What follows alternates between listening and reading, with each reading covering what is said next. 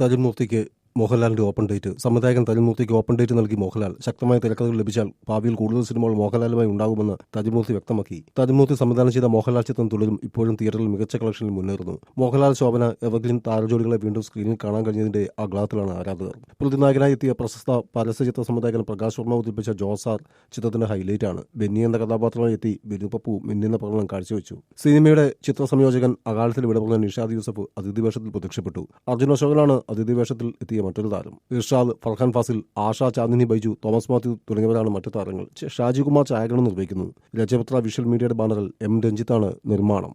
ജോസാർ ചിത്രത്തിന്റെ ഹൈലൈറ്റാണ്. ബെന്നി എന്ന കഥാപാത്രമായി എത്തി ബിനു പപ്പു മിന്നുന്ന പ്രകടനം കാഴ്ചവെച്ചു. സിനിമയുടെ ചിത്ര സംയോജകൻ അകാലത്തിൽ വിടപറഞ്ഞ നിഷാദ് യൂസഫ് അതിഥി വേഷത്തിൽ പ്രത്യക്ഷപ്പെട്ടു. അർജുൻ അശോകനാണ് അതിഥി വേഷത്തിൽ എത്തിയ മറ്റൊരു താരം. ഇർഷാദ്, ഫർഹാൻ ഫാസിൽ, ആശ, ചാന്ദിനി ബൈജു, തോമസ് മാത്യു തുടങ്ങിയവരാണ് മറ്റു താരങ്ങൾ. ഷാജികുമാർ ഛായാഗ്രഹണം നിർവഹിക്കുന്നു. രജപുത്ര വിഷ്വൽ മീഡിയയുടെ ബാനറിൽ എം രഞ്ജിത്താണ് നിർമ്മാണം.